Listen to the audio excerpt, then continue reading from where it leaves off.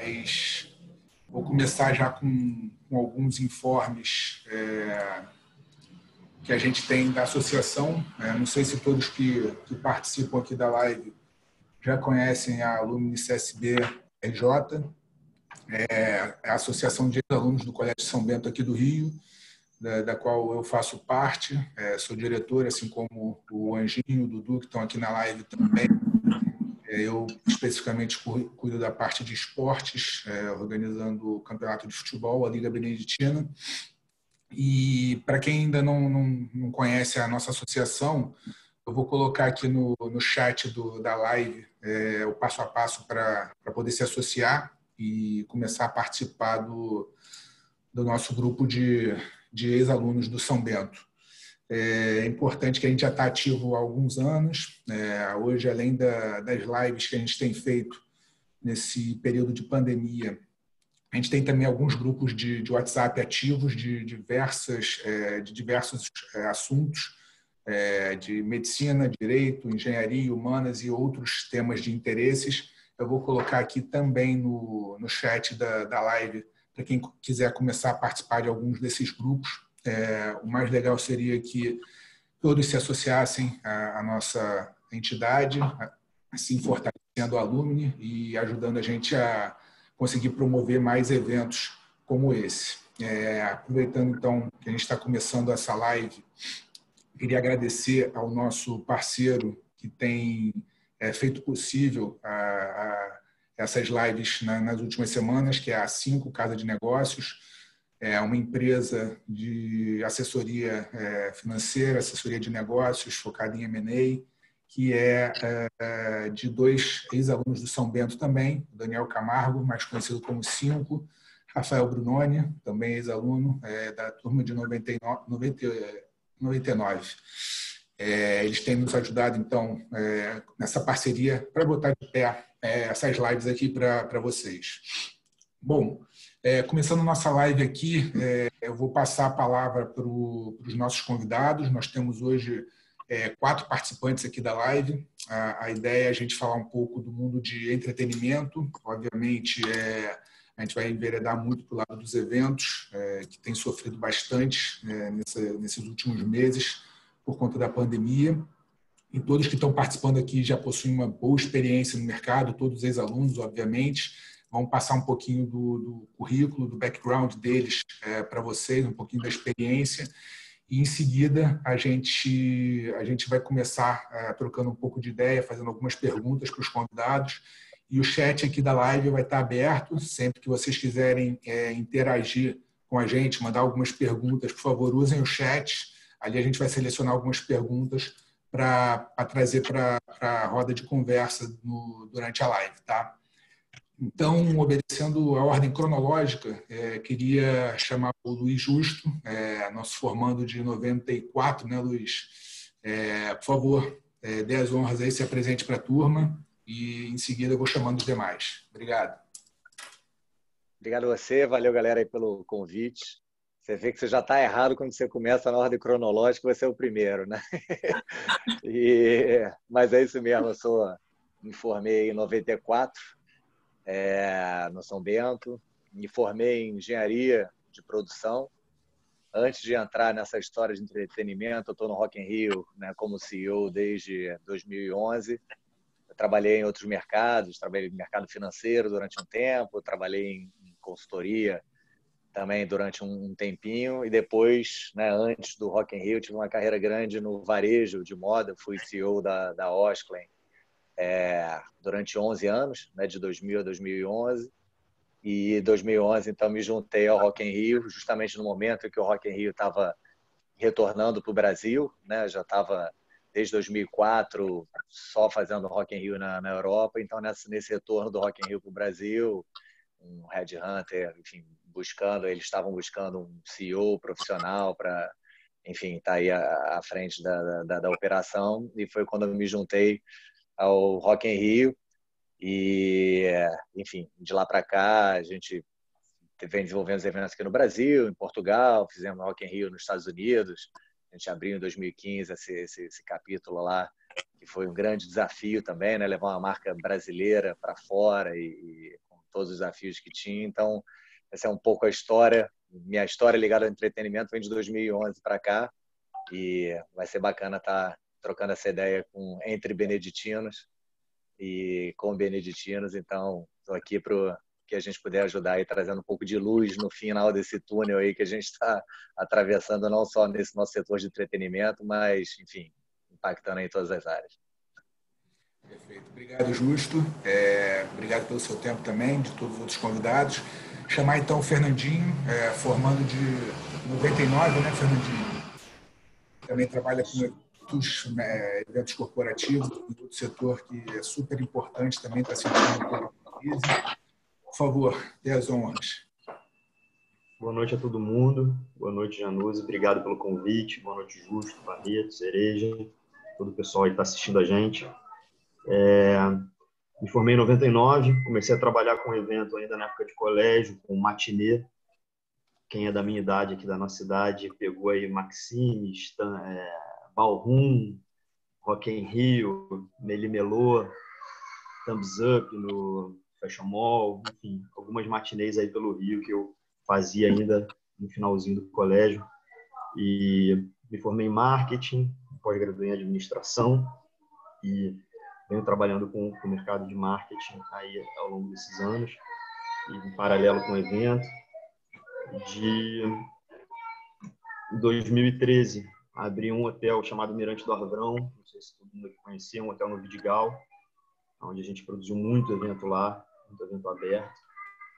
E em 2017 eu vendi o hotel e me juntei com o beneditino aí, Rafael Amaral, então, não sei se todo mundo aí conhece, para abrir a área de eventos corporativos na agência de formatura. E ano passado a gente se juntou com uma outra agência grande de eventos corporativos, a Advisor. É uma agência que já tem 46 anos aí de existência. E no currículo aí, Bienal do Livro, Feira Náutica, que depois virou Rio Show e por aí vai. E do ano passado para cá, a gente está dando continuidade para essa empreitada aí nos eventos corporativos junto com a Advisor. Acho que é isso. Obrigado, Fernandinho.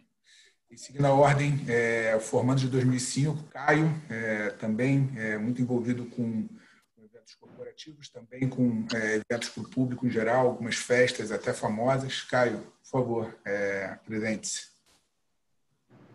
Obrigado, Januse, pelo convite. Fico sempre feliz com essas iniciativas da Lumine e poder contribuir, principalmente aprender. Eu estou aqui muito hoje para aprender, para trocar, enfim. Obrigado e boa noite também para o Justo, para o Fernando, para o Cereja.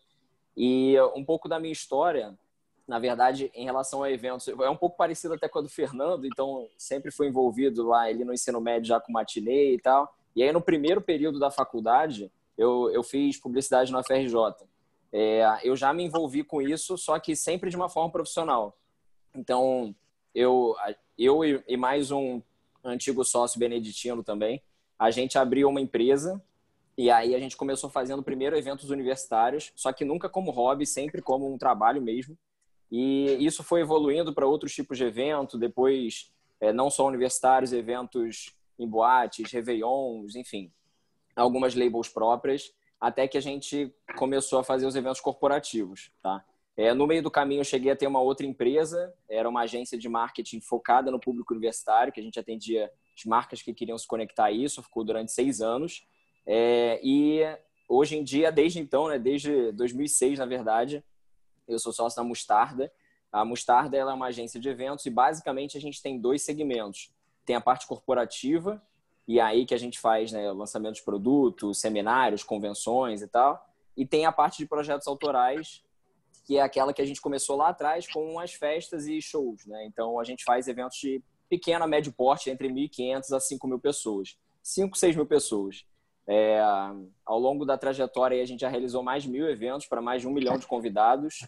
E agora a gente está também inovando, não vou dar spoiler aqui, mas enfim, basicamente hoje é esse braço aí que a gente atua. A agência fica no Rio. São Paulo já é uma praça super importante. Hoje, mais de 25% do nosso faturamento é São Paulo. E pontualmente a gente realiza eventos fora dessas duas praças também em outros lugares do Brasil. Então, acho que um resumão é isso. E uma outra coisa que depois eu vou abordar também, mas é que eu sou apaixonado por causas sociais. Eu procurei, ao longo da minha trajetória, juntar as duas coisas. Enfim, e eu acho que é um tema relevante aqui também, talvez até para a gente abordar hoje. Então, mas, de novo, muito obrigado e estou aqui para trocar e aprender com vocês. Beleza. Obrigado, Caio. E o nosso último convidado, Bernardo Cereja, mais conhecido como DJ Cereja. Acho que ele vai poder dar até uma ótica diferente aqui na live. A gente falou com os 3 produtores de eventos. Ele é, digamos, o artista dos eventos dos quais ele participa. Cereja, por favor. Boa noite, boa noite. Se o Caio foi falar de aprender, eu tenho que continuar falando de aprender, né? Porque todo mundo aí é bem mais experiente, tem muito mais anos na estrada.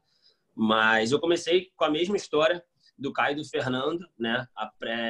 Logo depois que eu saí da escola, me formei em 2012, me formei também em publicidade, propaganda e marketing. Depois fiz alguns cursos pós isso, de locução, de oratória, de produção. E comecei fazendo eventos pequenos também na Zona Sul, na Barra. E foi aí que o DJ apareceu na minha vida. Eu fui convidado para começar a tocar. Na verdade, eu fui convidado. A gente chegou num consenso ali de, pô, você gosta de música, já entende bastante de música, sempre escutou, por que você não vira DJ? Só que da mesma forma que o Caio falou, eu acho que a gente sempre teve essa visão profissional. A maioria das pessoas que começam nessa idade pensam muito na brincadeira, de levar uma maneira fanfarrona, vamos falar assim, entre aspas, esse mercado, e a gente sempre levou a sério.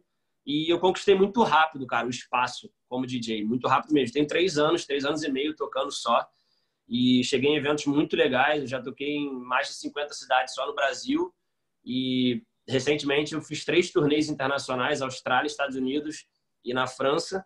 E, cara, a gente tem conquistado espaço, bastante espaço. E foi que entrou a parada de apresentador também. Eu ganhei um programa na rádio, na FM Dia, e cada vez mais tem aparecido oportunidades de eu apresentar programas, de eu apresentar eventos. Fiz o Prêmio Multishow, que é o maior prêmio, né, de artista quando a gente fala em relação a pagode, sertanejo, pop aqui do Brasil. Fui DJ do Prêmio Multishow, também ajudei a apresentar um pouco. Então, esse é um resumão aí. A gente tem muita estrada para comentar ainda, né, durante essa live. Show de bola. Valeu, Cereja. Eu vou também tentar, do meu lado, dar alguns inputs também. Eu também trabalho com eventos hoje em dia, mais eventos de esporte, mais especificamente futebol.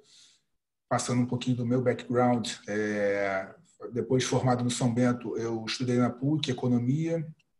Passei mais de 5 anos no mercado financeiro, quando eu acabei mudando a chave da minha carreira, indo trabalhar com eventos esportivos, passando desde Copa das Confederações, Copa do Mundo, Jogos Olímpicos, CBF. Fiz uma pausa, digamos assim, na CBF recentemente para organizar a Copa América aqui no Brasil, Mundial Sub-17, e estou de volta na CBF esse ano. Acho que um input interessante que a gente tem para passar é que, assim como o Justo falou, vir trabalhar com entretenimento não deve ser visto de uma maneira, digamos, informal. Acho que o entretenimento hoje ele tem se organizado muito. É uma indústria mega profissional, onde apenas os profissionais mais bem preparados, de fato profissionais eficientes, conseguem se destacar e performar no setor. Então, a indústria do entretenimento, acho que ela tem que ser encarada como uma outra indústria qualquer, assim, igual como a indústria automotiva, enfim, indústria têxtil. São mercados onde se pode trabalhar e onde há profissionalismo, onde você tem que implementar ferramentas de gestão para transformar a sua empresa, o seu produto, e saber entregar, hoje em dia está muito em voga isso, mas entregar experiências para o seu cliente. E tanto os eventos de entretenimento, como shows, festas, como os de esporte, hoje são produtos tocados, gerenciados por grandes empresas que têm muitos profissionais trabalhando para botar de pé esses eventos e entregar bons produtos para o cliente. Então, acho que é bom sempre a gente desmistificar um pouco que o entretenimento passa muito por um lado informal. Acho que nos últimos anos o entretenimento se organizou muito e os grandes eventos que são sediados no Brasil, comumente já na cidade do Rio também, são todos eles muito bem preparados e precisam de um planejamento, de uma gestão eficiente para que eles deem certo e sejam bem-sucedidos. Queria startar um pouco a live, obviamente, com o tema mais na cabeça de todos. Queria começar pelo Justo, ele que está à frente de um mega evento que não aconteceria esse ano no Brasil, mas sim em Portugal, que também já foi adiado, mas a ideia era ouvir um pouquinho de vocês, qual o efeito imediato no cotidiano de vocês, na vida empresarial, enfim, corporativa de vocês, dessa paralisação. O que vocês já viram, já está acontecendo com os eventos que vocês participam, que vocês gerenciam agora imediatamente? Bem, falando um pouco da gente e de mim, até com 2 chapéus aqui, né? Um de CEO do Rock in Rio, falando especificamente do nosso negócio, e o outro, até legal compartilhar, como tem muita gente, acho que da indústria, do setor, é legal falar aqui sobre a existência, para quem não conhece, especialmente o pessoal aqui do Rio de Janeiro, existe uma associação hoje, da qual eu sou um dos cofundadores e sou conselheiro, que é a Apresenta, que é uma associação dos produtores de evento do Rio de Janeiro, enfim, que foi criada em pouco mais de um ano, já está trabalhando muito pelo setor também, nesse momento que, obviamente, né, o nosso setor, sem dúvida, foi aí um dos grandes afetados por essa crise. Então, assim, eu posso falar um pouco sobre a nossa história, que é uma história meio peculiar pelo nosso formato, né, de eventos e tal, e um pouco da indústria. Então, o Rock in Rio, como você falou, né, um pouco no meu chapéu aqui, CEO do Rock in Rio, a gente tem a cada 2 anos um evento em Portugal, a cada 2 anos no Brasil, intercalando. Desde 2004 que a gente realiza o evento em Lisboa, o evento tem grande sucesso lá, né, como foi construído ao longo do tempo aqui no Brasil, também é lá em Portugal.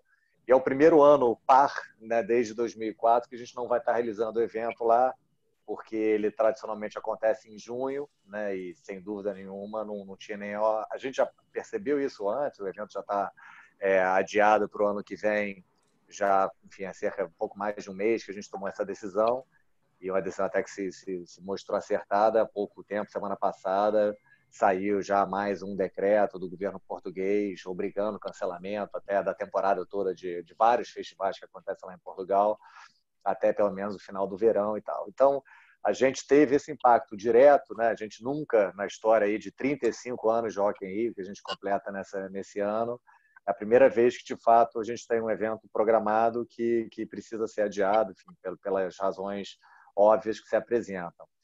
E aqui no Brasil a gente teve, entre aspas, a sorte de essa fatalidade toda ter acontecido em um período que a gente tem ainda um certo distanciamento para a realização do evento. Estamos falando aí de final de setembro do outro ano, então aí temos 1 ano e meio pela frente, mas com todas as incertezas, obviamente, que está o mercado inteiro vivendo, acompanhando boas notícias, por um lado, não é só de mais notícias que a gente, né, tem vivido. Você olha o Roskilde, que é um festival que já anunciou abrir uma venda agora, tal, esgotou, coisa que nunca acontecia em horas, isso ontem.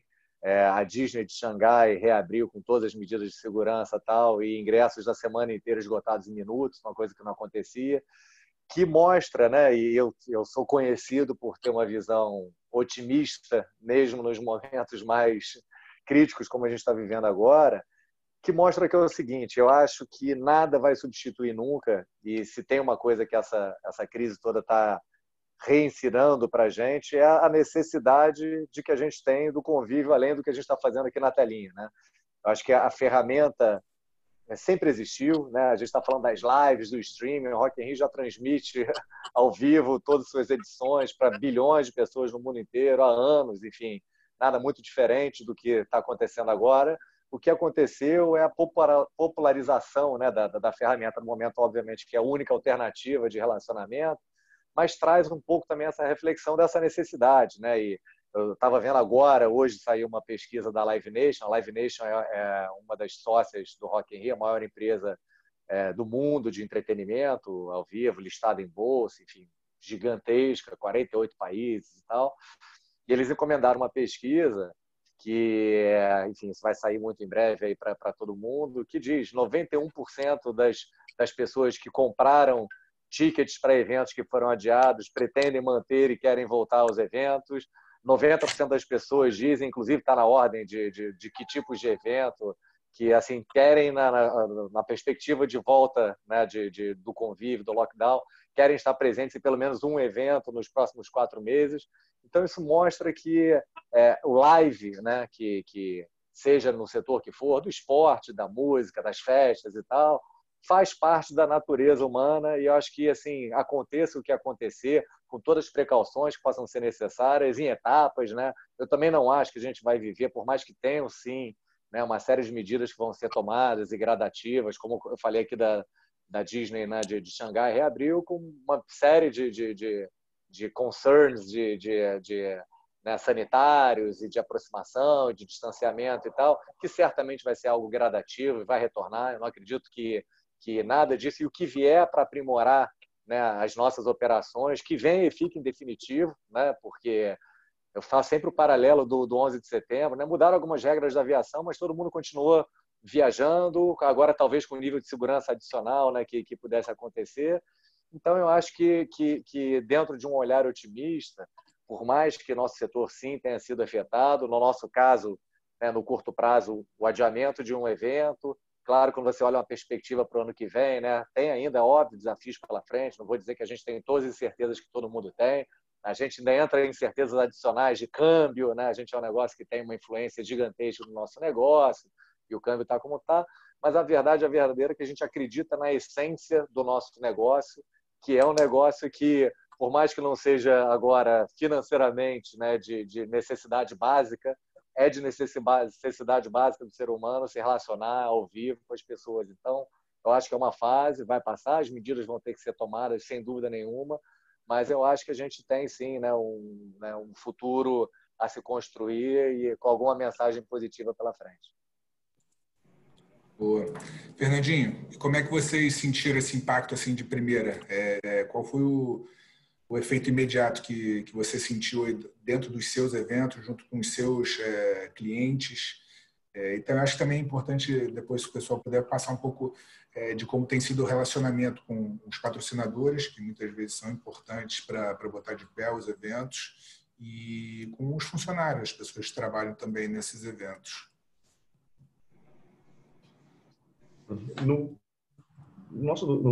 nosso meio, a gente só tem uma certeza, né, que a gente foi o primeiro a ser afetado e provavelmente vamos ser os últimos a voltar. E o Justo falou da Apresenta, a gente também é associado da Apresenta, e uma informação importante em relação ao nosso setor é que nós somos hoje o segundo setor do Rio de Janeiro, só atrás do petróleo, turismo e eventos, né? Que é um setor só. Turismo não existe sem os eventos, sem entretenimento, e o entretenimento não existe sem o turismo. Então,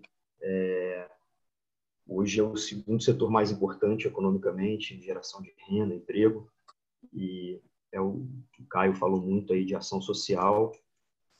A gente também está muito ligado nisso, tentando apoiar o máximo possível, e tentando agora encaixar sempre um viés social em todos os nossos projetos. Sempre pensando como que a gente pode sobreviver, é claro, mas como que a gente pode ajudar o próximo também, porque se para as empresas já está difícil sobreviver a isso, imagina para o hold, para o cara que monta o palco, para o segurança, para a tiazinha do banheiro, da limpeza. Então, tem todo um ecossistema aí que precisa ser muito apoiado, e a gente está muito preocupado com isso em todos os nossos projetos. Sempre a pauta como que a gente pode ajudar alguém com isso. Então, agora voltando um pouco para a tua pergunta, no primeiro momento a gente também ficou um pouco perdido, pensando, vamos viver de live, né? Mas aos poucos as respostas foram aparecendo. Então, a gente tem conseguido encaixar projetos interessantes com formatos híbridos, onde você transita entre online e offline com muita segurança, e no mercado também, no primeiro momento, todo mundo cancelou tudo, todo mundo foi para casa e ficou esperando ver se era só uma gripezinha. E agora que a gente entendeu que não é só uma gripezinha, a gente está... os clientes estão voltando a abrir concorrência, voltando a falar sobre como que vão funcionar os eventos daqui para frente. Acho que é por aí. Show, beleza. E você, Caio, até queria também deixar também uma pergunta, que a gente até estava conversando antes de começar a live. Acho que o setor do entretenimento deve ser o último a voltar plenamente, se voltar plenamente, mas acho que igual ao que era, talvez a gente não volte. Talvez a gente precise de protocolos, novas ações, enfim. Mas queria ver se vocês concordam com essa previsão, talvez um pouco pessimista, de ser o último mercado a voltar plenamente. E, de novo, dar a visão de vocês de como vocês têm enfrentado. Bom, eu vou falar um pouquinho como que a gente lidou com tudo isso. Antes, eu só queria trazer duas questões teóricas que eu acho que ajudam a embasar também essa minha visão. Eu acho que, como justo, assim, eu sou uma pessoa extremamente otimista, sempre. É raríssimo. Se você algum dia me vê assim, pessimista e tal, cara, fique muito preocupado.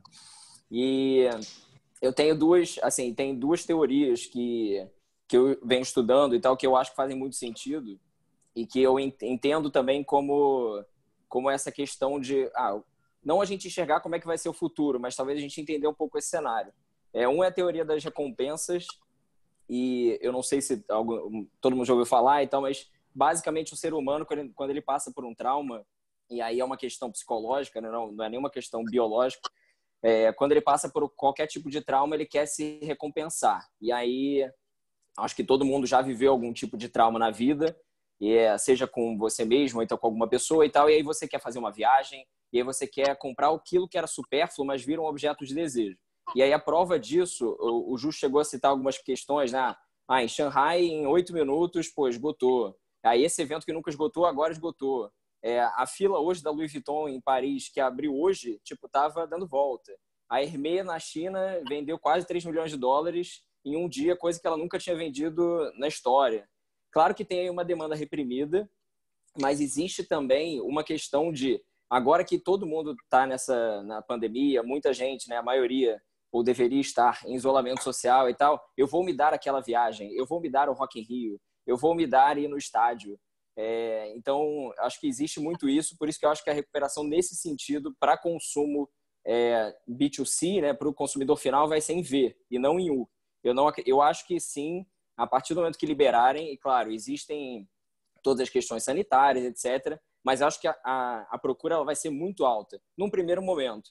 Num segundo momento, talvez por questões econômicas, né? Pessoas que perderam seus empregos ou então estão com menos renda e tal, isso aí pode ser que se assente, mas eu acho que no primeiro momento volta em V, justamente por conta dessa questão dessa teoria das recompensas e também por pessoas que têm uma fonte de renda maior, elas estão, de fato, tendo menos opções de consumo. Então, elas estão economizando dinheiro. Tá? Então, esse é o ponto número 1. O ponto número 2 é que eu não gosto muito da expressão novo normal ou normal. Assim, para mim não existe novo normal. O novo normal, até semanticamente, ele, para mim, é quase que um paradoxo, assim, porque a partir do momento que qualquer adaptação existe, ela vira o normal. E só que a gente não fala do novo normal quando eu comecei que o pessoal entregava flyer, que aí depois veio Orkut, aí depois veio Facebook, Instagram, e aí toda a venda é online, e ninguém falava, o novo normal é online. O novo normal é o Orkut. O novo normal agora é o Instagram ou vai ser o TikTok? Só que a questão é, como é um evento, e aí falando evento pandemia, né? Como é um evento que ele afeta todo mundo de uma vez só, de uma maneira muito intensa, ele acaba trazendo um pouco, acho que dessa questão, inclusive até de você tentar adivinhar ou então direcionar, qual que vai ser o novo normal. E para mim, assim, todo dia é o normal. Só que aí, se esse normal vai ser se eu num evento corporativo, se eu vou ter que contratar um artista para fazer uma live para a empresa, beleza, esse é meu normal. se o meu normal agora é não poder realizar eventos físicos, né? As festas, né? Os congressos, os seminários, etc. Eu não posso realizar isso por uma questão de restrição. Essa restrição em algum momento vai acabar, mas esse é o meu normal agora. Então, assim, a gente até evita muito na empresa, assim, ficar falando, mas como é que vai ser o novo normal? E quando voltar ao normal? O normal é numa live, é um show do Travis Scott no Fortnite para 12 milhões e meio de pessoas, que foi 4 vezes mais do que o da Marília Mendonça no YouTube. Esse é o normal? Então, enfim, a gente fica um pouco... a gente não gosta muito, para ser sincero, dessa expressão de novo normal. Mas eu entendo, óbvio, né? Acho que a grande pergunta é quando acabarem as restrições. Mas falando um pouco do que a gente fez na empresa, respondendo aí o que o Januzzi falou, eu estava na Ásia em fevereiro. E aí eu lembro que quando eu falei, eu vou para a Ásia e tal, o pessoal, caraca, mas tem coronavírus, enfim. E aí para onde eu fui, que um dos lugares foi a Tailândia, tipo, lá não aconteceu nada e o resto ficou tudo muito pior. Então, eu já via lá muito como é que funcionava na prática em termos de preocupação, que você baixa o Grab lá, que é o Uber, né? E já tinha uma mensagem falando de Covid, etc., todo mundo de máscara, tinha uma preocupação maior e tal. Aí, isso foi em fevereiro. Eu falei, opa, peraí, isso... Então, eu meio que fui acompanhando, acho que um pouco de lá para cá. Então, quando eu cheguei aqui no Brasil de volta, eu já estava um pouco mais preparado para isso, nesse sentido, já estava acompanhando mais. Então, a gente adotou uma série de medidas na empresa, assim, medida número 1, aderimos ao não demita. A gente não demitiu ninguém, e inclusive a gente aderiu e incentiva isso, lógico, né, para as empresas que podem. A gente tem uma posição ultra conservadora de caixa, que ao longo dos anos, muitas vezes até criticada por outras pessoas e tal, mas acho que nesse momento se prova acertada. A gente entendeu também, ok, o que vai ser adiado, o que vai ser cancelado, começamos a falar com os clientes.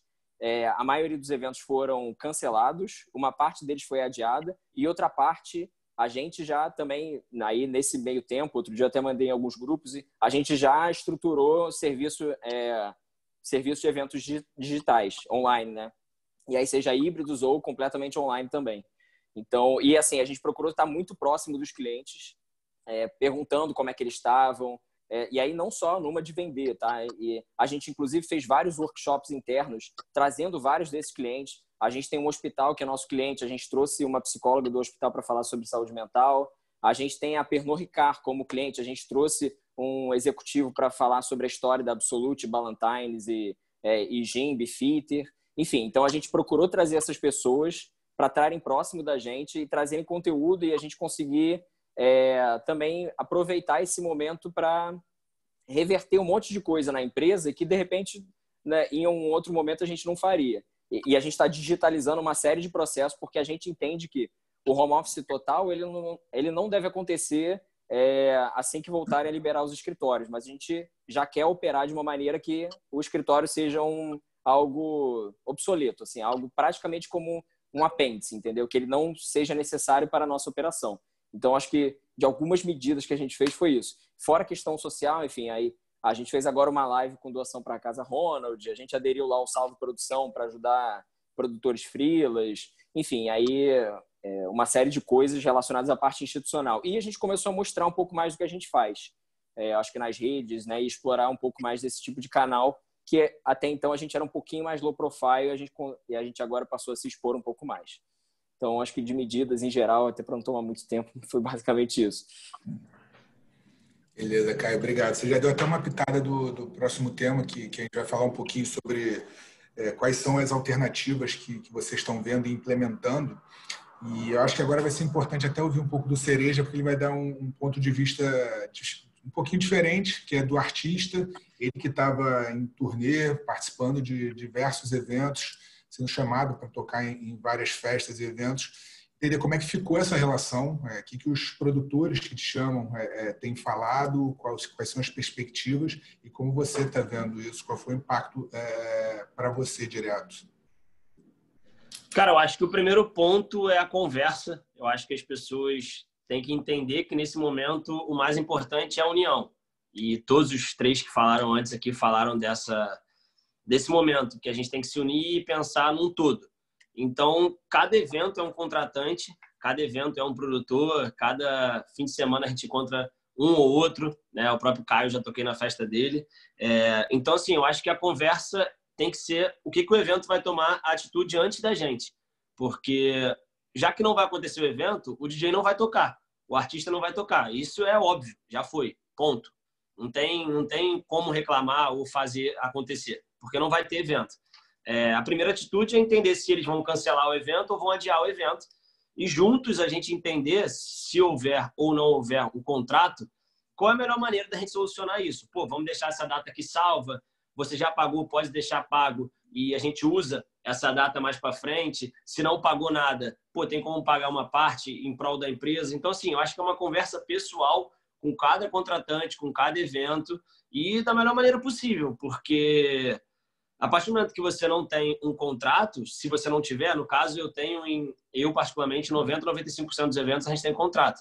Se você não tiver, o que vai basear é a boa relação, que eu particularmente sempre gostei de manter uma boa relação com todo mundo. O que eu pouco vejo na galera que está começando os eventos hoje, eu vejo pouco isso de todo mundo se ajudar, porque todo mundo faz parte do sistema, né? Esse SOS Garçom, esse SOS Produtores, todo mundo faz parte do mesmo sistema. Se você chega no evento e a faxineira não está trabalhando, o seu evento vai estar sujo. Então, independente se você é um excelente produtor, independente se você é um excelente DJ, aquela pessoa que muita gente enxerga como grosseiramente ninguém, é uma pessoa que é muito, muito fundamental. Todas as pessoas são fundamentais quando você faz um evento. E da minha maneira foi isso, cara. A gente tentar mapear até quando isso vai. A gente não sabe, né? Infelizmente, a gente não tem uma data de quando a gente vai poder voltar para a rua. Então, dentro de um prazo, a gente foi conversando com todas as datas que a gente tinha. A gente tinha uma turnê na Europa planejada, inclusive, com o Dilcinho. A gente adiou. Então, assim, é conversar data por data e entender as passagens que já foram emitidas, os pagamentos que já foram feitos, um por um, e solucionar, né, dentre aspas, da melhor maneira possível, né, para o contratante não perder um dinheiro, para a gente não perder um dinheiro, e tentar, juntos, criar conteúdo, né, para os fãs, para os clientes, que é um dos tópicos que a gente vai falar. E, assim, no meu caso, é mais complicado, porque os artistas levaram a live para outro nível, né? Quando o Gustavo Lima fez uma live na casa dele, com 39 câmeras, 10 drones, garçom e tal, foi bem criticado também, mas a gente não está aqui para criticar alguém, a gente está aqui para mostrar soluções. A gente viu que uma live que há pouco tempo atrás era uma câmera com um tripé na sua casa, se tornou algo que poderia muito maior, né? Com patrocinadores, com investimento. E foi isso. Eu tenho uma festa autoral minha, e eu peguei essa festa autoral, desenvolvi um pouco mais para a questão da live, consegui uma casa de festa, que é uma boate na Zona Sul, que eu sou sócio quando eu faço o evento lá, para a gente fazer lá dentro, né? Usando toda a questão da iluminação, a questão do LED, a questão da fumaça, e conseguir levar a experiência de um evento para dentro da casa da pessoa. Essa foi a ideia. Não foi só alguém cantando, era a experiência do evento em si. E a gente conseguiu algumas marcas, a Red Bull, a Grey Goose e a Bombay, para conseguir mandar bebida para casa das pessoas que participariam da live, assim, criar essa experiência, né? Você chega no evento, você vai pegar um drink, você vai pegar uma cerveja, você receber isso em casa, né? Aí teve alguns patrocinadores de comida também, o Forno Rio, que é uma pizzaria, como a Raros, que é um negócio de tapioca, que também vai no kit. E claro que é uma das principais funções que o Caio tanto bateu, que é a questão social. A gente dá exemplo de 4 instituições que a gente está ajudando, mas o tempo inteiro bate na tecla que o importante é ajudar, né? Independente de qual ação que você vai fazer, seja você ajudar um lar de idosos, seja você ajudar onde o cara pega cachorro abandonado, seja você ajudar SOS Garçons, que é a galera que trabalha nos eventos, independente de como você vai fazer, o importante é você doar, o importante é você ajudar. E, cara, graças a Deus, esse projeto que eu desenhei foi de 15 em 15 dias, a gente já fez 2, e, cara, tá sendo muito bacana, tá sendo realmente muito legal, e o público tem gostado, e eu acho que a gente leva uma discussão engraçada, né? O Luiz falou que você transmite já o Rock in Rio numa qualidade absurda que o Multishow te proporciona, e mesmo assim as pessoas querem pagar o valor do ingresso mesmo e ir lá e ter essa experiência. Eu acho que isso nunca vai ser abandonado, o presencial, né? O ao vivo. É claro que a gente começou a ter um pensamento tipo, cara, eu posso entrar dentro de um estúdio com uma produção e fazer um show na China? Posso. mas será que as pessoas vão pagar um cover X com o ingresso para ir em algum lugar me assistir num telão? Eu acho que a gente consegue ter ferramentas, né, para pensar em como utilizar as lives, não só em prol desse momento de ajudar, desse momento de aparecer, porque as marcas têm que aparecer. Se você ficar off totalmente, você vai ser esquecido. Quem não é visto não é lembrado. Claro, isso é uma frase antiga que pode ser aplicada nesse momento total. Claro que o nosso objetivo de live é continuar aparecendo, continuar sendo falado. Pô, hoje tem live do Cereja, pô, hoje tem live da festa, hoje tem o Rock in Rio, botou um e-book também na internet que eu cheguei a baixar, de eventos, ensinando, aprendendo. Eu acho que esse é o momento da troca, mas que no final das contas a gente vai voltar para os eventos, e os eventos vão voltar, claro, com a questão do tempo de adaptação, pelas questões de segurança, de saúde e tudo mais, mas no final vai voltar a ser, né, o principal, depois, que nem o Caio falou, vai ser um dos maiores setores, né, do Brasil e do mundo, e acho que cada vez mais as pessoas vão dar mais valor, né? Eu brinco na minha live que as pessoas vão ser inimigas do fim, porque tudo vai ser motivo para você ficar no evento, tudo vai ser motivo para sair. As pessoas brincam dessa maneira, né? Cara, nunca mais vou negar um convite de um amigo, nunca mais vou negar um convite de sair com a menina, porque eu não aguento mais ficar em casa. Então, acho que a gente vai voltar e vai voltar muito forte. E com mais ferramentas ainda para utilizar. Agora que a gente está aprendendo a utilizar cada vez mais a internet. Essa ferramenta incrível, né? Acho que é isso. Boa, beleza. Você já entrou até no próximo tema que eu ia abordar, que é quais são as alternativas. As lives têm sido, acho que, dominante, principalmente na internet, obviamente, que é o meio mais fácil de se assistir o artista hoje em dia. E eu queria entender de vocês se as lives têm sido, de fato, o foco, e se vocês têm algumas outras alternativas para o presente momento, de como fazer uso do tempo que aconteceria o evento de vocês. Então, não sei, Justo, se vocês no Rock in Rio têm feito alguma ação nesse sentido, diferente do que estava planejado. Obviamente, o evento de Portugal foi postergado para o ano que vem, mas vocês estão ativando alguma coisa com o público local nesse período ou no período que aconteceria o evento? O Rock in Rio ele sempre foi, né? E de novo, não é novidade, a gente faz isso só há 35 anos, é uma grande plataforma de comunicação, né? A gente não comunica e fala só sobre o evento, diferente de muitos eventos que você usa ferramentas de comunicação no momento que você precisa falar com o teu cliente, olha, tem que comprar bilhete e tal. A gente é uma grande plataforma de comunicação, até porque através desse movimento que a gente cria, que a gente entrega valor também para um outro cliente importante para a gente, são as marcas. O Rock in Rio tem, né, uma essência também, desde a sua origem, que ele é construído para um público, né, que vai lá, compra o bilhete, mas também para as marcas que querem fazer parte da construção dessa experiência. E com isso a gente tem esse volume de conteúdo que sempre foi muito presente no Rock in Rio. A gente está o tempo inteiro na mídia, está o tempo inteiro nas nossas redes, né, nos nossos canais para isso.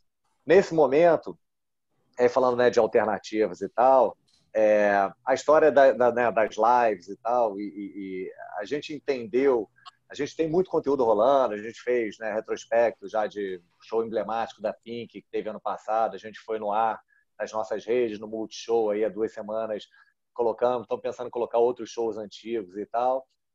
Estamos fazendo algumas, sábado agora a gente vai fazer o New Dance Order, que foi um grande projeto de conteúdo na área de eletrônica do ano passado, e a gente vai fazer um revival agora nas redes, onde o conteúdo vai estar rolando e entra no chat lá, o Phil Gook, enfim, o DJ, o artista, participa daquele retrospecto, comentando junto com a galera. Tá? Então, tem algumas iniciativas que a gente está colocando, muito mais do ponto de vista, né, de entretenimento, trazer opção de conteúdo para a galera que está com saudade e tal do evento.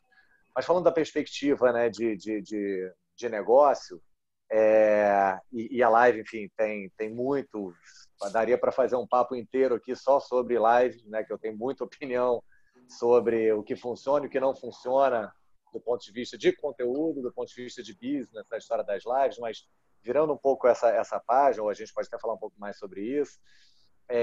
Eu acredito muito na consistência do propósito das empresas, né?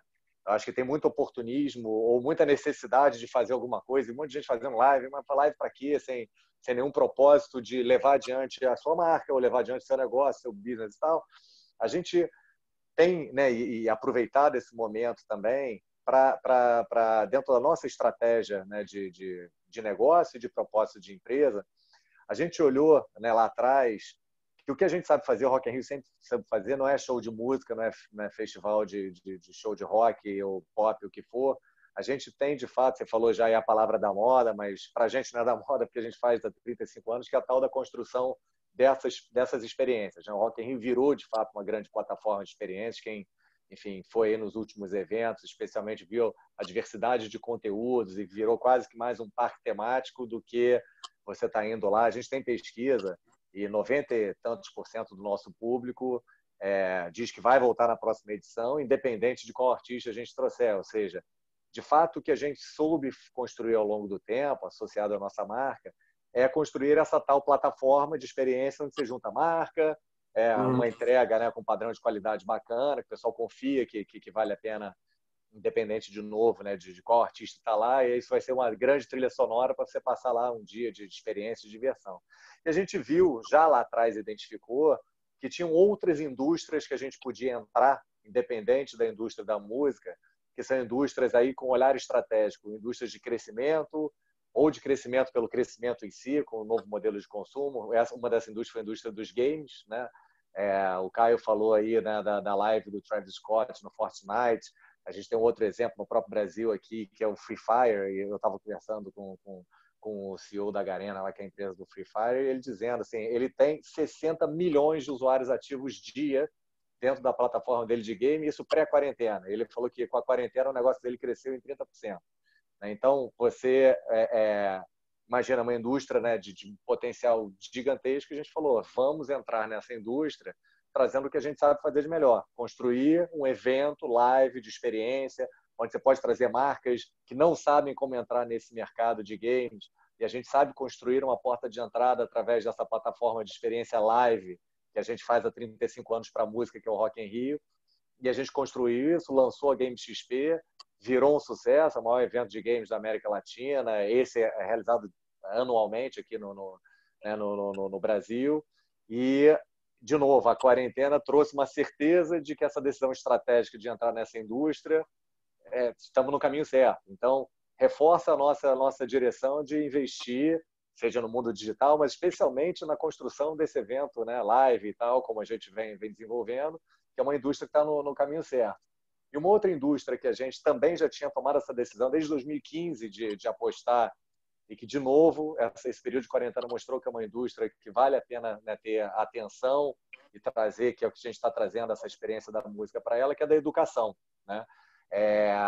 Nós, beneditinos, sabemos, né, que não sei se o pessoal da época do Osni, escrevendo lá no quadro, aquela mesma história que estava no caderno do meu irmão, que estudou 6 anos atrás e tal, e seria uma crítica, pelo contrário, acho que a gente parte dessa carreira de sucesso que todos nós, né, construímos, vem dessa base da educação beneditina, mas a verdade verdadeira é que os tempos mudaram e existem as possibilidades, né, que a gente enxergou de por que não trazer esse conceito de experiência, né, de entretenimento, que é onde, né, essa molecada toda tá investindo cada vez mais tempo, seja no game e tal, trazer isso uma coisa tão séria e necessária que é a história da educação. Então, a gente começou a criar um primeiro projeto em 2015, que foi o Rock in Rio Academy. Então, entre os 2 finais de semana do Rock in Rio, a gente transforma ali aquela Disneylândia num grande evento de educação, que você tem visita de backstage, tem os nossos executivos falando e tal. Virou um sucesso já na largada. Então, desde 2015, virou anualmente aqui no Brasil, em Portugal. Sempre que tem Rock in Rio, tem o Academy e esgota, né, sempre, e as pessoas têm essa curiosidade de entender, e não só do nosso setor de entretenimento. A gente mostra que o nosso setor de entretenimento tem muito o que ensinar e compartilhar sobre gestão com outras indústrias, né? A gente, como você falou e abriu muito bem, né? A nossa indústria é tão séria, a gente só trabalha com diversão, né? Mas ela é muito séria e profissional. E a verdade é que desse primeiro semente lá de 2015, a gente entendeu e hoje a gente criou um departamento dentro do Rock in Rio chamado Lexo, que é Learning Experience Units, onde tirei a minha diretora, aliás, na verdade eu não tirei, ela se candidatou, porque ela quis empreender dentro do nosso próprio negócio. E hoje eu tenho uma pessoa super qualificada em um time só pensando em como a gente traz a experiência que a gente sabe fazer para o Rock in Rio, né, de entretenimento e aplicar na educação.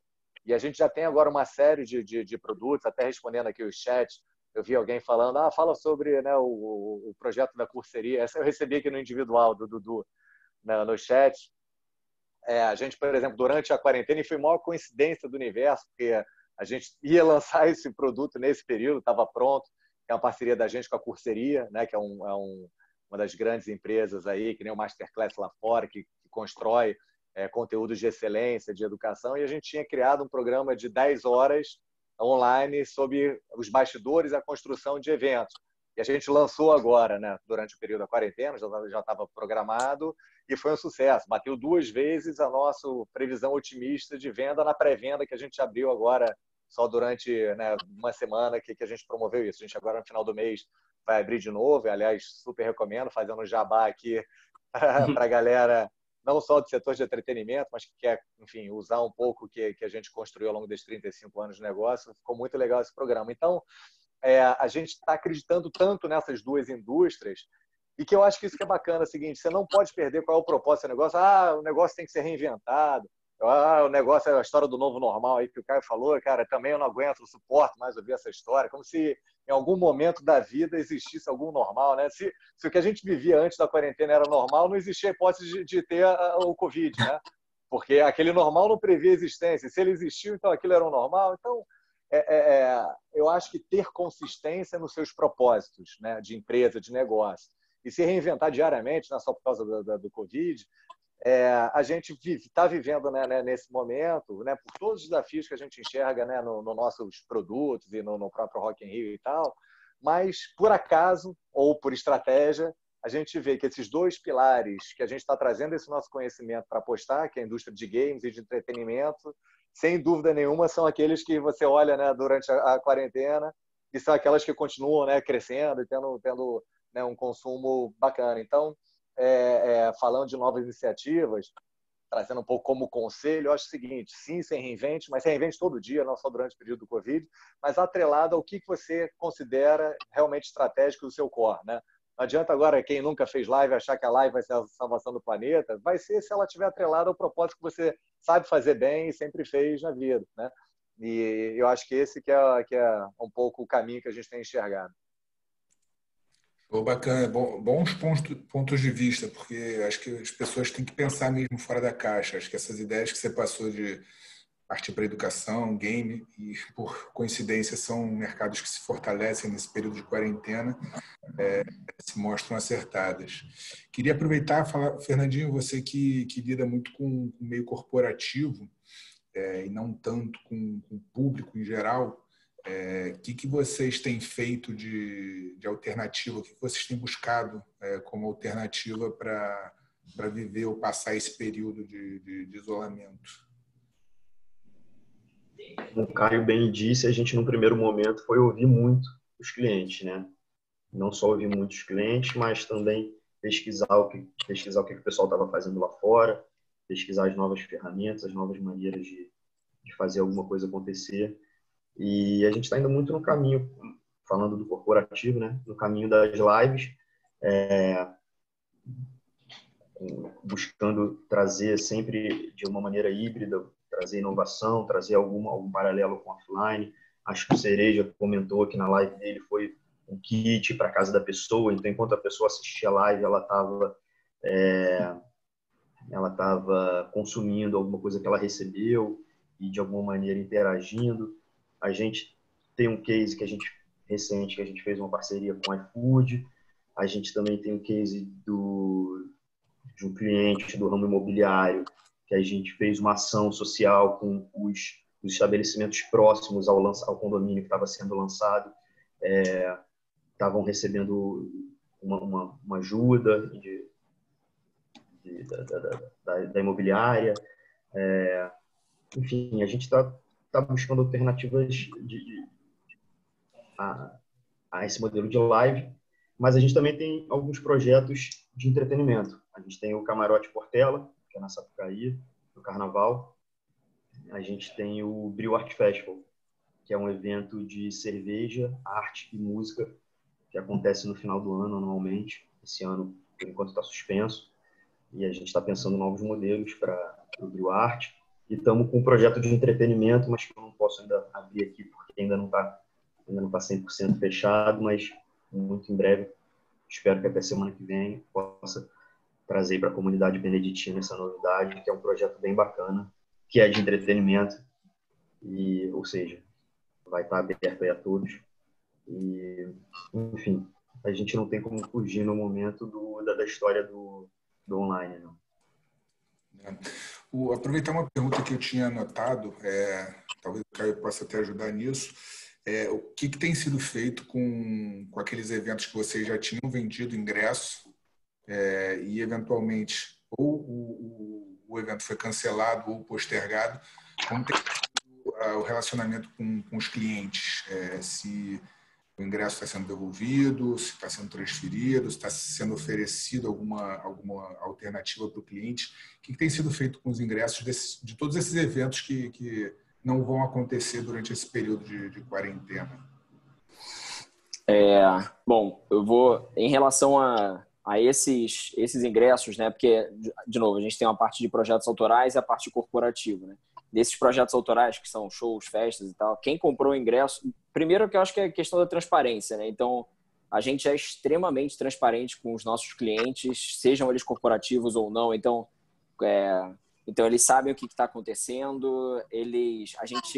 Quando a gente erra, a gente fala. Quando a gente acerta, a gente fala. Quando a gente não concorda, a gente fala. Então, a gente tem uma linha de comunicação muito aberta, tá? Então, em relação... A gente ia fazer um evento na Marina da Glória em março.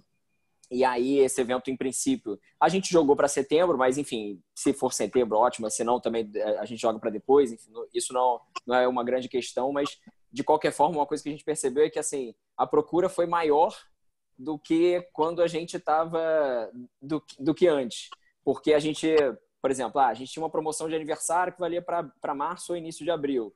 Aí, quando a gente jogou isso para setembro, a gente estendeu para setembro, então teve uma procura ainda maior. Mas o que a gente tem feito? Em geral, os clientes que solicitaram algum tipo de cancelamento e tal, no início, a gente deu cancelamento, etc. Hoje em dia, existe uma determinação, né, que você pode, durante um determinado período, você reter isso junto ao seu cliente. A gente não tem essa postura, assim, a gente procura sempre entender e tal, e se por um acaso o cliente solicita, a gente faz esse reembolso, mas, em geral, assim, essa solicitação tem sido muito, muito baixa, tá? Isso eu tô falando de um evento que, assim, antes do isolamento, etc., tinha vendido por volta de 2.500 ingressos. Então, é nesse universo. E aí, em relação aos eventos corporativos, a maioria dos eventos que a gente faz são de contratantes que eles pagam todo o evento, tá? E aí, um pouco do que a gente tem feito também a gente acredita, aí eu acho que, de novo, como o Justo falou, assim, essa questão de você se reinventar e se adaptar e tal, isso aí tem que ser sempre.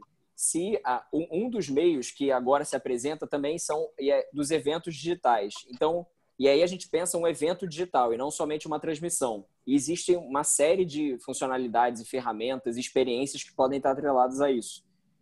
Desde você ter um relatório de CRM logo que você acaba, até você trazer uma tradução simultânea, coisa que uma live, de repente, não é uma coisa tão comum e tal. E a gente já tem colhido frutos disso. A gente vai fazer, por exemplo, em outubro, um congresso médico para mais de 3.000 pessoas, com mais de 100 palestrantes, e que esse congresso estava formatado para ser presencial.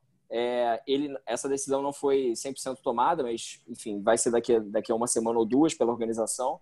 E a gente, assim, só que no presencial a gente teria hackathon, a gente teria sala de hands-on, e a gente está... Como que a gente vai transformar isso para o evento digital, mas assim, não fazendo gambiarra, sabe? Não, tipo, eu não posso simplesmente chegar e passar todo esse meu conteúdo para ficar uma trocação numa live. Num evento digital, de novo, com experiência. Então, a gente está redesenhando isso para como adequar, para fazer com que a pessoa sinta interesse, com que esse alcance seja satisfatório, com que as marcas estejam presentes. Tem vários exemplos aí. Acabou de ter a Singenta, uma feira agro totalmente virtual. Eu tive uma reunião com uma plataforma americana que você pode montar um stand virtual e aí você entra lá e aí o CEO dá um depoimento, você pode concorrer a um brinde, enfim. por que uma feira ela tem que ser 100% presencial? Será que ela não pode ter os dois? Ou ela ser 100% digital? E isso, na verdade, para a gente até ampliou o leque de clientes, porque a gente normalmente atende grandes empresas, porque o ticket médio de um evento corporativo um pouco maior e tal, ele acaba sendo alto, né?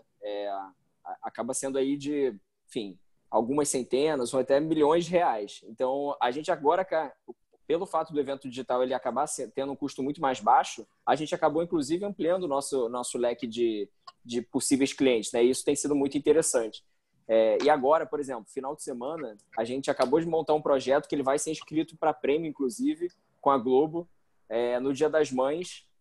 E, assim, foi interessante porque foi 100% da equipe prévia, né, remota. A gente fez todo o conteúdo e tal com 4 pessoas e a gente conseguiu pegar depoimentos de filhos que estavam longe das mães e a gente levou um caminhão de LED que vai até 8 metros para poder passar um recado do filho junto com o depoimento da Adriana Esteves, da Regina Casé e tal. Enfim, aí todo mundo se emocionou. Tipo, isso gerou um case, tá em várias plataformas da Globo. Então, de novo, como que a gente gera um conteúdo de qualidade, atrelado ao entretenimento, atrelado à emoção, que é o que a gente sabe fazer, utilizando essas novas ferramentas ou novas vias, né? Então, sem perder a nossa essência, mas se adaptando a esse cenário. E que eu acho, sinceramente, que quando as restrições acabarem, a gente vai ter mais opções, né? Até como o Cereja citou, a gente vai ter outras ferramentas para poder trabalhar isso que a gente sabe. Se as próprias empresas já estão vislumbrando o home office como uma alternativa talvez mais presente no dia a dia delas, acho que para o setor de entretenimento o digital, a distância não tem que ser um empecilho, né? Eu acho que pode ser mais uma alternativa para quem vai promover evento. Queria perguntar para o Cereja como que ele vê nessa volta as mudanças que devem acontecer nessa volta a voltar. Vou usar o termo normalidade, mas quando a gente tiver, vou chamar de normalidade o momento em que o público puder novamente se aglomerar. Que tipo de novos protocolos, ou enfim, que tipo de ações vão ser novidades? O que vai pintar de novo no mercado? Eu só queria fazer um comentário sobre uma coisa que o Justo falou, que eu acho que é muito pertinente. Tomar cuidado quando você fala que a única saída hoje é a live, né? E você perder totalmente a sua essência. Eu estou vendo várias pessoas fazerem live e quando a gente fala do mundo atual, dos influenciadores, é muito perigoso, porque eu não sei cozinhar, eu não sei malhar e eu vou ensinar você malhar em casa. É realmente muito perigoso. As pessoas estão se entregando totalmente para esse lado.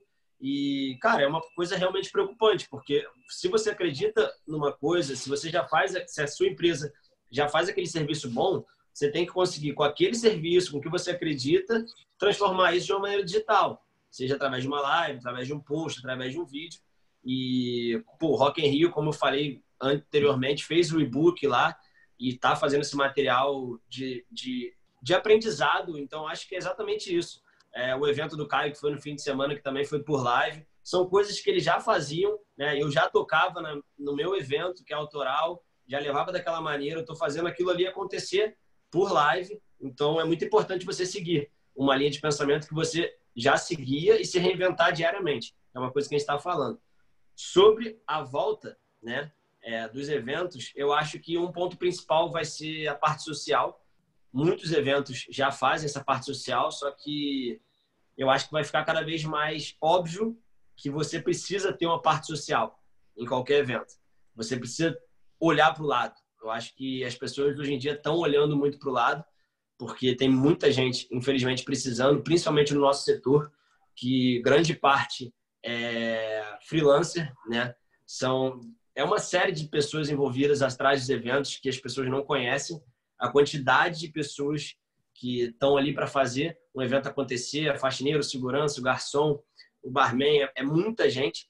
E muita gente que trabalha só nesse segmento e a partir do momento que esse segmento para totalmente, eles não têm como trabalhar. E não tem nem como desenvolver uma live também de evento, não tem como. A minha live e a live deles vai ser uma live da gente tocando, da gente produzindo, da gente fazendo, e essas pessoas não podem ser contratadas nesse momento. Então, eu acho que esse esse vai ser o principal ponto. A parte social vai ser muito requisitada, muito falada, muito cobrada pela sociedade, né? Pô, tudo voltou ao normal entre aspas novamente, né? A gente está falando que essa palavra não deve ser utilizada.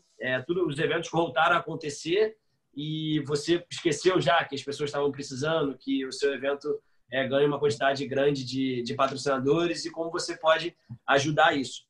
E acho que as pessoas vão estar um pouco mais antenadas à parte de higiene, a parte de segurança,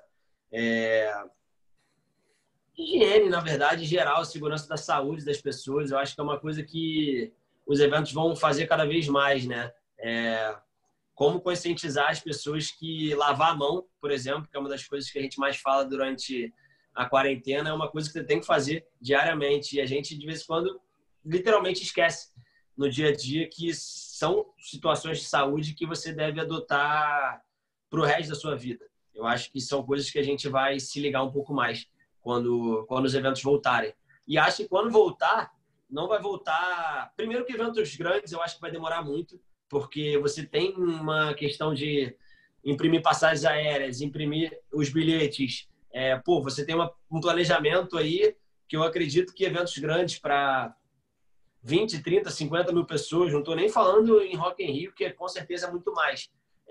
Você tem uma atitude prévia de organização que assim que for liberado, você já vai ter datas teóricas, né? Eu acho que vai acontecer em tal data. Ele acha que o Rock in Rio Brasil vai acontecer em setembro do ano que vem. Mas, teoricamente, você não pode imprimir uma passagem aérea se você não sabe o que vai acontecer. Então, acho que eventos grandes, infelizmente, vão demorar muito mais tempo. E eventos menores, em boates, em situações mais próximas, vão voltar a acontecer logo, mas vão voltar a acontecer com umas restrições. Um lugar que cabia 600 pessoas, você só vai poder botar 300. Um lugar que cabia tantas pessoas, você vai ter que botar menos. Eu acho que vão ter algumas restrições e que as pessoas vão querer levar a sério essas restrições e vão tentar levar a sério essas novas regras. Eu acho que é isso. Eu vou aproveitar um pouco esse assunto que você puxou, que você falou dessas novas regras, digamos assim, até para dar um input um pouco do meu lado da indústria que eu vivo no dia a dia, que é a indústria do esporte, do futebol, que também, obviamente, foi drasticamente impactada.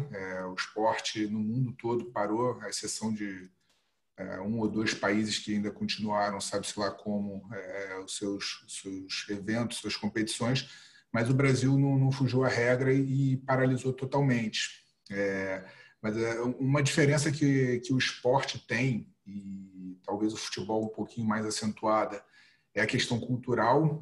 Fala-se muito ainda da volta do futebol, questiona-se muito ainda a volta do futebol, talvez por uma demanda popular também, além, obviamente, dos compromissos que tem envolvidos com esses eventos.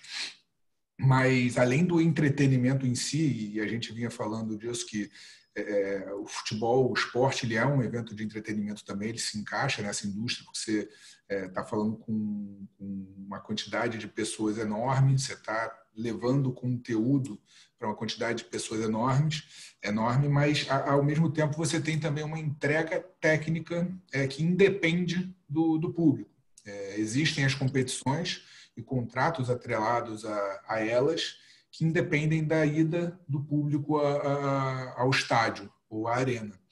Então, hoje, a discussão que está em voga no futebol não é a volta do evento como um todo, porque isso sabe-se que não é possível no curto prazo, então ainda não se discute a presença de público no estádio, mas se discute muito a volta do jogo em si, porque, como eu falei, existe um aspecto técnico envolvido nas competições esportivas que precisa ou deveria ser entregue, como eu falei, por conta de alguns contratos e compromissos que foram firmados com parceiros que sustentam e que fazem possível a existência desses eventos, dessas competições. E obviamente, não é simples. Quando você fala de uma partida de futebol, você não está falando só dos jogadores que estão dentro das quatro linhas. Hoje o futebol se tornou um pouco mais complexo, na verdade, muito mais complexo do que isso. E até mesmo para que ele consiga se sustentar sem público, é crucial que você consiga transmiti-lo para que o público possa assistir, possa consumi-lo e aí sim dar retorno para os parceiros que estão investindo e sustentando a existência do evento. Então, no mundo do futebol e do esporte como um todo, discute-se muito como o dentro de campo pode voltar minimamente para que ele aconteça, para que as competições sejam entregues, para que as competições aconteçam não na maneira como ela vinha acontecendo, mas que dentro de campo exista a competição. Então, o foco hoje tem sido muito em cima dos protocolos que serão adotados. A gente lá na CBF tem conversado quase que diariamente na elaboração de protocolos que possam tornar isso viável aqui no Brasil. Em outros países isso já começou. Na Alemanha, no próximo final de semana, retoma suas atividades. Ela já tem uma diretriz operacional estabelecida, fundamentada, obviamente, em argumentos médicos, técnicos, e também argumentos operacionais, para fazer possível o jogo funcionar. Levando em consideração isso que eu falei, você precisa também transmitir esse evento para todo o público que está ávido por consumir esse produto. Talvez o alemão tenha um impacto super positivo na demanda, na audiência dos seus jogos, porque é o primeiro a voltar no mundo inteiro. Então, ali a gente vai ter uma concentração de uma demanda reprimida muito grande. Então, o foco hoje está sendo nesses procedimentos de saúde, sanitários, que podem tornar a volta possível. Não tem uma conclusão ainda, até porque você tem que dialogar muito com os órgãos de saúde competentes. Então, a CBF tem dialogado muito com o Ministério da Saúde, os órgãos estaduais, municipais, enfim, já que trata de competições no âmbito nacional. Você tem que ter todos os estados da federação envolvidos e concordando com os procedimentos, mas já está num caminho para que isso possa ser possível a partir do momento que esses órgãos permitam e concordem com esses procedimentos. Então, essa é uma pequena diferença que o mundo esportivo hoje pratica, porque ele ainda vê uma possibilidade de voltar parte do seu evento, que é o conteúdo em si, propriamente dito, né, que é o futebol dentro das 4 linhas. Justo, queria falar alguma coisa?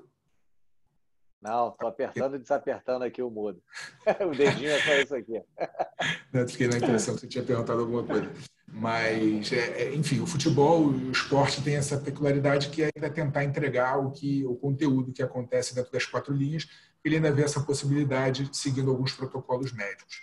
Então, talvez isso seja também um caminho natural para os demais eventos, quando a gente tiver a possibilidade de aglomeração. Talvez isso volte aos poucos, não com o público cheio ou com algumas limitações de capacidade em estádios, arenas e até mesmo casas de shows, casas de eventos, mas essa pode ser uma realidade que os organizadores, os promotores de evento deveriam se atentar no médio prazo. Eu acho, até fazendo só um complemento, eu acho que vai ter uma série de outras coisas, né? A gente já colocou aqui, foi o primeiro a entrar, o último a sair, falando do ponto de vista de aglomeração, tal. Tem tanta coisa, né, que naturalmente nessa retomada, porque tem, às vezes também se pegam determinados ícones, né, para Cristo e tal, né? Qual a diferença da aglomeração no metrô para uma aglomeração num estádio de futebol? Acho que deve rolar uns 40 maracanãs por dia dentro do metrô, quando o metrô retomar, e um dia o metrô vai retomar, né? Então, e vai ter, quais serão as medidas, vão ter medidas sanitárias no metrô, que eu, na minha época de São Bento, voltava que nem a lata de sardinha lá dentro e tal, vai ter distanciamento social, marquinha no chão, olha, 1,5 metro de distância e tal. Então, eu acho que, obviamente, vai existir, eu acho, uma progressão, né? A gente está falando do amanhã, e é isso, amanhã, de repente, alternativa, e eu acho, falando um pouco aí do teu caso, né, do futebol, mal comparando, só para a gente também tirar algumas hipocrisias da frente, qual é a diferença de uma live de um sertanejo com 20, 30 pessoas trabalhando atrás da câmera ou 11 jogadores de cada lado transmitindo o mesmo conteúdo sem público? É igual, né? Então, por que a produção é parecida, você precisa do backstage ali produzindo para as pessoas. Por isso que foi muito criticado, Gustavo Lima. Por isso que eu falei que o Gustavo Lima foi muito criticado. É verdade, mas então, assim, que também, enfim, obviamente, né, existem determinados serviços que não pararam porque não puderam parar, mas que tem também características de aglomeração que vão acontecer igualmente. Né? No momento que você puder entrar no elevador com mais 2 pessoas, como é que é o distanciamento? Então, eu acho, assim, meu olhar para isso é que a gente está tudo muito binário, né? Aliás, a vida virou essa polarização, né, do certo, errado, pode, não pode, né? Eu sou contra isso, a favor daquilo. Mas eu acredito que toda a história, né? E também nos foi imposta uma história muito radical, né? Puxou o freio de mão em vez de freando aos poucos, e era necessário fazer isso, mas não necessariamente a gente pode esperar que é um negócio que também vai ficar parado para acelerar à toa. Acho que vai existir no momento em que, né, a história das curvas, né, a gente puder começar a sentir essa volta da normalidade, né, que a gente já falou tanto sobre essa palavra aqui, mas eu acho que assim, as medidas sanitárias, né, que vão ser tomadas e são necessárias e tal, até que ponto, se você olhar de uma forma racional do todo, né, voltando lá à nossa história do metrô, né, vai ter álcool gel na mão de todo mundo, né, do metrô, quando entrar, na roleta que passa tal. Não, acho que vai existir um momento que o metrô ainda não pode e vai ter um momento que decidir, dentro de uma, né, questão já de qual o grau de infecção das pessoas, que nível de risco, qual o grau de atendimento dos hospitais e tal, e vai ter um momento que o metrô voltou. E se o metrô voltou, por que não pode voltar ao estádio? Se o estádio voltou, então vai ser uma história que ninguém vai prever aqui, se é um mês, 2 meses, 3 meses, se abre primeiro A, B ou C, mas eu acho que existe uma história também que vai, sim, de alguma forma, porque existem outros setores que parece que o grande problema vai ser o estádio lotado, ou o grande problema vai ser quando vai poder estar no Rock in Rio de novo, e de novo você vai estar lá no metrô ali do lado, vivendo 400 Maracanãs, 300 Rock in Rio diariamente acontecendo, né? Então, assim, vai existir, é gradual, ninguém sabe como, que medidas vão ser tomadas e tal, mas existem outras coisas por trás disso. Você está dizendo, existe uma racionalidade em pensar no conteúdo do futebol sem público, que porque é uma questão ideológica, se voltar ao futebol parece que está estimulando, né, voltar ao público sem não ter público e tal. Então, tem que ter também né, um pouco de cuidado na história da construção desses fantasmas, desses mitos. Isso que você falou é importante porque numa sociedade tão grande é impossível você ter o pleno controle e a certeza de que as medidas vão ser plenamente atendidas. A própria quarentena e o isolamento, você vê que é furado constantemente, seja alguém que vai correr na praia ou alguém num subúrbio que não pode ficar e não quer ficar em casa e vai andar na praça, enfim, isso naturalmente vai acontecer. E nesses debates que a gente estava tendo de criar o protocolo para a volta do futebol, hoje tem-se muita a impressão de que tem que ser perfeito, porque senão vai todo mundo cair em cima, porque esse é o tema que está em voga, todo mundo está de olho nisso. Se sair um pouquinho do trilho, vai virar o foco das críticas. Só que você vai entrando no detalhe de uma operação, e aí eu estou falando de uma organização de um evento de futebol, em competições que aqui no Brasil a gente teria mais de 2.400 jogos para entregar ainda esse ano. Aí você está falando desde a Série A, onde você está em arenas e estádios supermodernos, recém-construídos, onde você tem espaço, vestiários espaçosos, você talvez consiga o distanciamento, corredores largos. Mas você vai falar de uma Série D em estádios super acanhados no interior, na região norte do país, onde você mal tem um vestiário. Então, assim, dificilmente você vai conseguir implementar isso. Então, a perfeição nunca vai acontecer. Você vai ter sempre alguns furos acontecendo. Então, é difícil você pensar uma solução perfeita para que aconteça. E, naturalmente, isso vai acontecer com a sociedade. Isso você falou. No metrô, no ônibus, na rua, num banco, numa lotérica, enfim. As pessoas vão voltar a viver e tem um certo grau de aglomeração que vai ter que ser aceitável, digamos assim. Claro. Tem que estar preparado. Eu acho que Na verdade, é o sistema de saúde para poder atender os casos que vão a surgir. Né? Essa é a chave. Essa é a chave.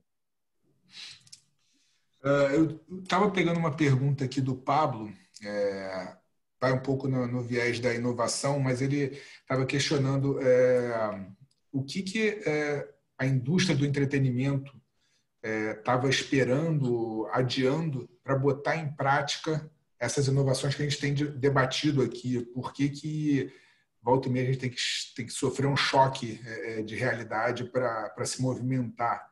E o que faz, o que poderia estimular mais no dia a dia, fora essas situações atípicas, a indústria do entretenimento para mudar e inovar?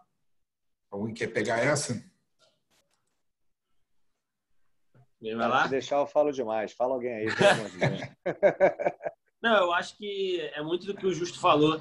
do Rock in Rio? Você tem um planejamento, você já está funcionando aquele planejamento, você já acredita no seu produto já está funcionando.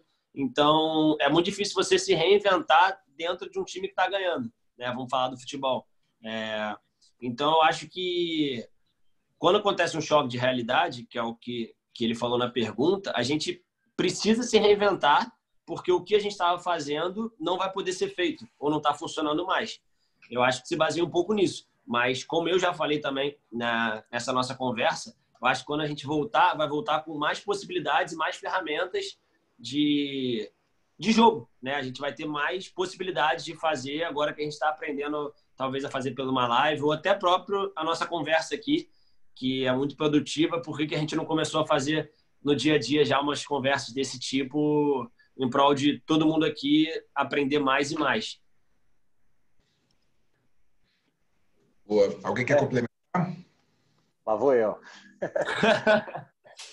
Eu acho o seguinte, respondendo a pergunta, uma pergunta que eu me faço é com relação à história de home office, né? O uso da ferramenta, especificamente, se tem uma que eu me pergunto por que há mais tempo a gente não confiou que poderia ser funcional, e eu já decidi que quando a gente voltar, eu vou um dia garantido, talvez 2 dias por semana, vai ser todo mundo em home office, e a gente colocar um planejamento em função disso. A gente não tinha, talvez, a confiança, que é uma babaquice, que a gente tem um time incrível, mas a gente não tinha confiança, né, de que a produtividade poderia ser a mesma, até por nós sermos live, né, e viver da experiência do live, o quanto que poderia funcionar. Então, essa é uma pergunta que de fato está respondida, né? Está super produtiva, às vezes até demais, está todo mundo, e acho que isso é geral, não é só no Rock in Rio, trabalhando muito mais e com mais produtividade, usando as ferramentas, algumas até que a gente também já queria implementar há algum tempo, de ferramenta colaborativa. Eu estou com trilhões de projetos no Teams lá, e a galera toda trabalhando em cima e super rendendo, funcionando e tal. Só que agora, falando do outro lado da moeda, né, que é o uso das ferramentas, que aí eu volto, né, e parece, falando assim, eu estou fazendo as nossas lives, eu não sou um perseguidor de live, não, tá? Mas eu falo muito que tem que ter, né, também, da mesma forma que eu falei que ter cuidado do conteúdo, né, você não está levando uma história que não é a sua, do teu propósito e tal. Um outro cuidado que eu falo que sempre tem que ter no negócio é um pouco a preocupação dos modismos tecnológicos, né? Assim, quando lançou o VR, agora todo mundo tem que fazer alguma coisa em VR. Quando lançou o AR, todo mundo tem que fazer em AR. E parece uma história, né, de que existe uma obrigação do uso da ferramenta. E antes de mais nada, você perguntar o seguinte, cara, ferramenta é uma ferramenta, né? Ela tem que ter um conteúdo que seja relevante para o uso da ferramenta. Então, será que eu tenho alguma coisa interessante para falar, né, na live? Tem uma frase célebre que é assim: tenha cuidado para que o que você fala seja mais valioso do que o silêncio, né? Antes de você fazer. E a grande verdade verdadeira é essa: não é só porque existe a ferramenta que a gente tem uma obrigatoriedade de ferramenta. A ferramenta, o nome diz, é ferramenta. Então, eu acho que assim, o que esse momento trouxe é uma possibilidade, a partir do momento que todo mundo agora teve acesso com essa ferramenta, né? Meu pai que fala com meu filho, agora sim, sabendo apertar o botão lá do Zoom para poder ou ligar pelo WhatsApp por vídeo e tal, legal. Agora tem mais gente com possibilidade de uso da ferramenta. Mas o conteúdo ser criado a partir daí, eu acho que aí é o que eu não acho que necessariamente é essa obrigação, né? Então, eu digo muito, eu acho que a ferramenta de produtividade de trabalho, sem dúvida nenhuma, o porquê que isso, né, não foi, né, tão usado antes, especialmente pelo brasileiro, lá fora isso já era mais, acho que isso chegou aqui, está todo mundo produtivo, trabalhando dentro de casa, mas o uso da ferramenta no seu negócio, sem dúvida nenhuma, quem não pensava inovador não vai ser só porque agora está assim. Então, é uma questão de mindset, né? É pensar, como, né, você mesmo falou, fora da caixa o tempo inteiro, e ferramenta é ferramenta, é mais uma ferramenta para você aplicar o fora da caixa. E inovação nem sempre está ligada à tecnologia, né? A gente inova o dia inteiro, às vezes, com as coisas mais simples e óbvias que estão ali na cara, que não passam pela tecnologia. Beleza. Eu vou pegar uma outra pergunta, essa é um pouco mais direcionada para o futebol, mas de repente vocês podem até comentar, porque eu acho que no mundo de eventos, de shows e festas, a presença do público é basicamente o objetivo, é fundamental. Mas no futebol, a pergunta vem do Pedro, nosso conhecido carioca, quão essencial é o público nas arquibancadas para o mercado do futebol? Se é sustentável o futebol sem o público?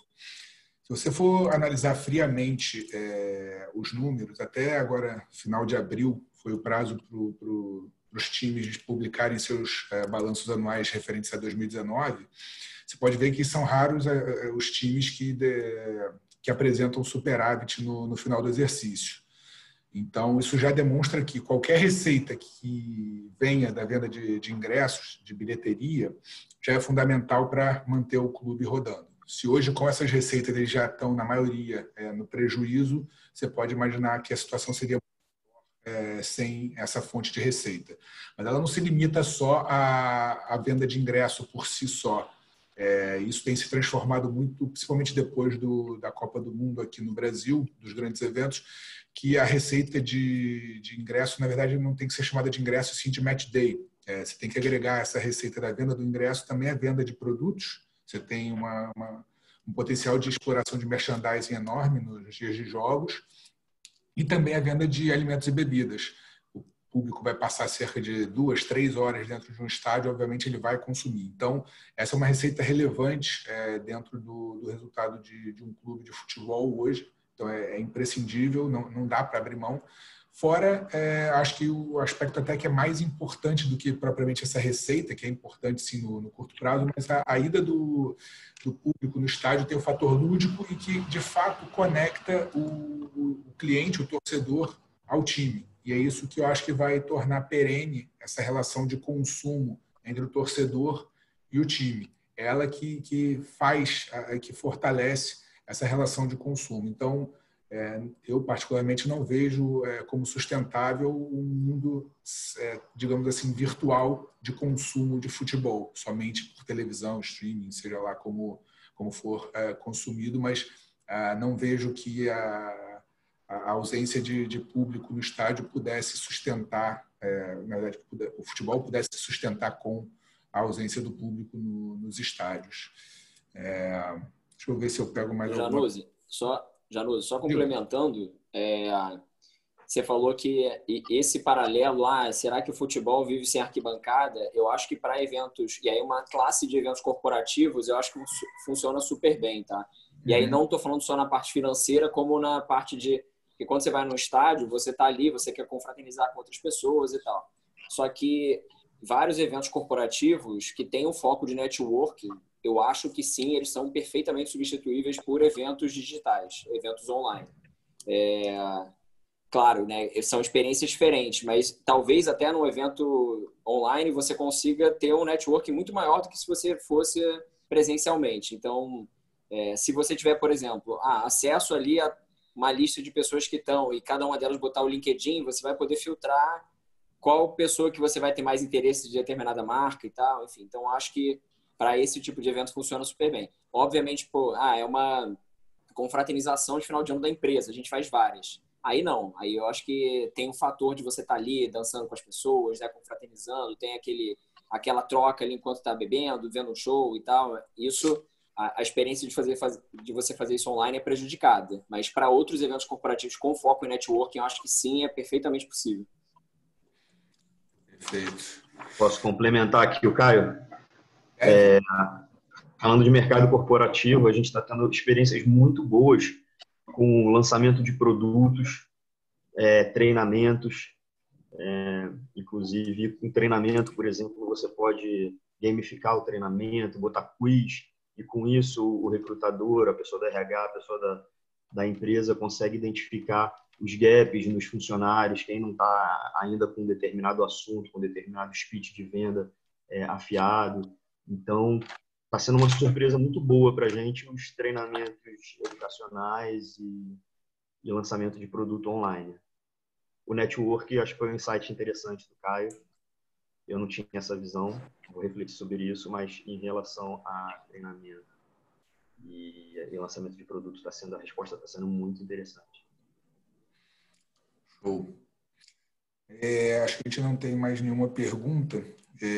Se algum de vocês quiser fazer alguma consideração final, acho que a gente já está chegando no fim da live. Diga lá, Cereja.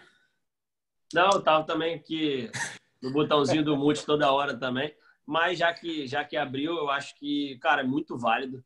Eu confesso que eu aprendi bastante nessa live aqui. Quero ter uma resenha pessoal com cada um aí depois, no privado, para ver o que a gente pode trocar, o que a gente pode aprender.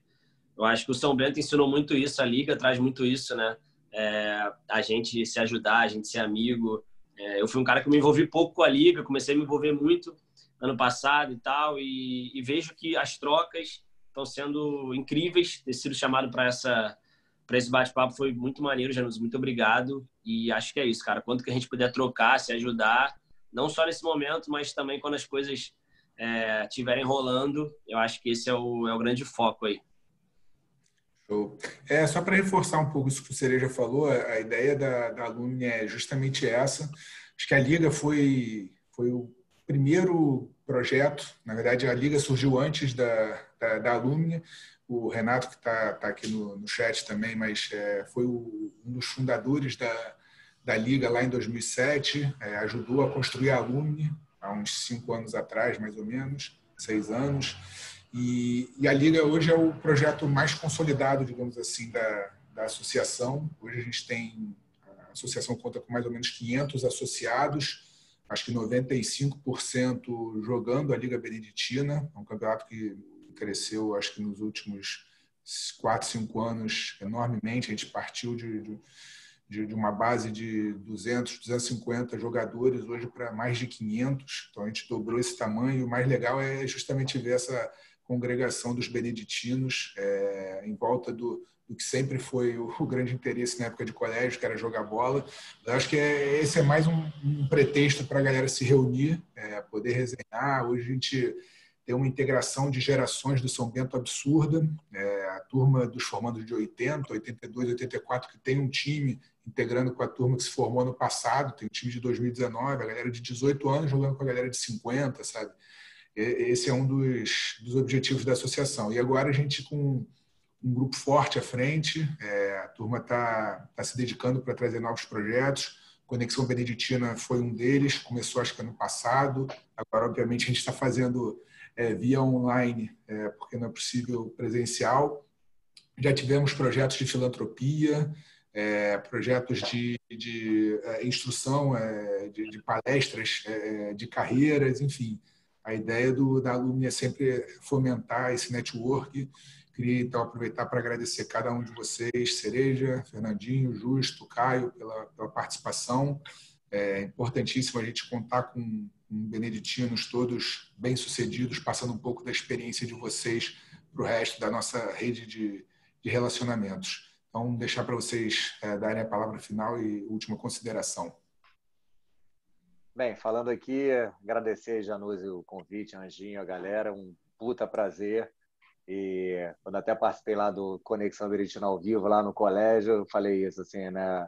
Qualquer desculpa que a gente tem para estar perto, né, dessa origem nossa, sempre vai ser bem-vinda. E para fechar, falando um pouco, né, do nosso setor, que o Papo é Entretenimento, isso que o Januse acabou de falar, você vê o poder, né, do live. Né? A gente está falando de novo digital, tá? A importância. Isso tudo que a gente está fazendo hoje só foi permitido pela necessidade da galera se encontrar fisicamente para bater uma bola.